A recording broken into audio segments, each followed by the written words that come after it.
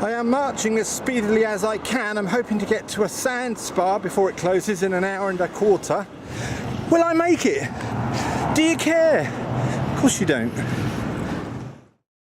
Well, I made it, so that's good. Oh, give me there's my ticket. There's my ticket. Ooh.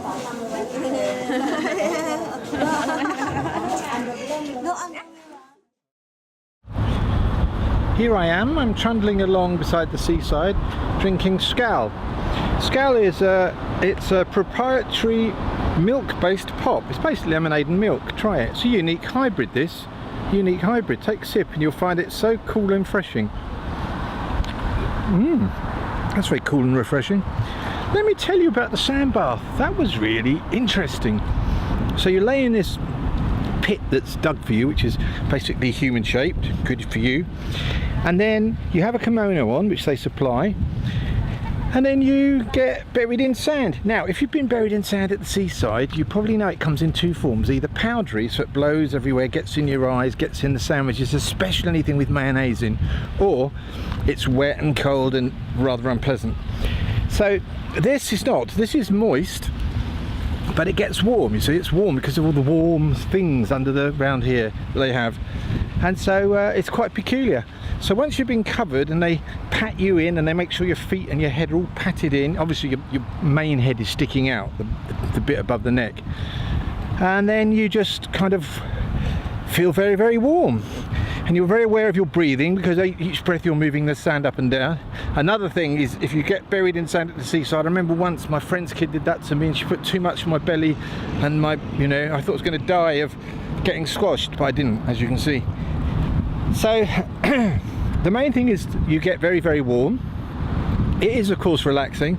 The fact I just walked down here really quickly for about half an hour, all my feet were hurting anyway, so they were really tingling. And at one point I kind of didn't exactly drift off, but I almost didn't. I sort of came back and I opened my eyes, and all I can describe it is, although I could see normal things, there were lots of little specks of light, little kind of thing, like, I'll tell you what it's like. It's like the seeing version, the visual version of that thing you get when you put all those cosmic dust sweeties on your tongue and now go all these tiny little ineffectual but quite interesting explosions. And my sight was like that for a bit, but mainly I was just quite relaxed and laying there. I think you're there for about 15 minutes. Then they come in and dig you out. Well, they tell you how to do it. You lift your hands up and you have to say Banzai. I didn't feel comfortable with that, so I just said Geronimo, and did that. And then you get out and you're all sandy and you go and have a shower and it's done. And then you feel a woo, and then you go in the onsen again, have another onsen thing. Oh, I need some more of my Skal. I have Skal. Oh, it's so cool and refreshing. So I'd recommend having a go at that, being buried in the sand thing. I'm sure they do it in lots of places in the world, but make sure it's warm, slightly moist sand, and that you can't understand a word the people who are doing it are saying to you. That always adds to the experience. Now I'm heading back towards the town and the hostel and with my Skal, yeah. I don't know why Skal sounds Scandinavian, doesn't it? Skal, yeah, you know. Sort of thing you get on BBC 4 with subtitles. I just spilt some on my belly. Right, that's it.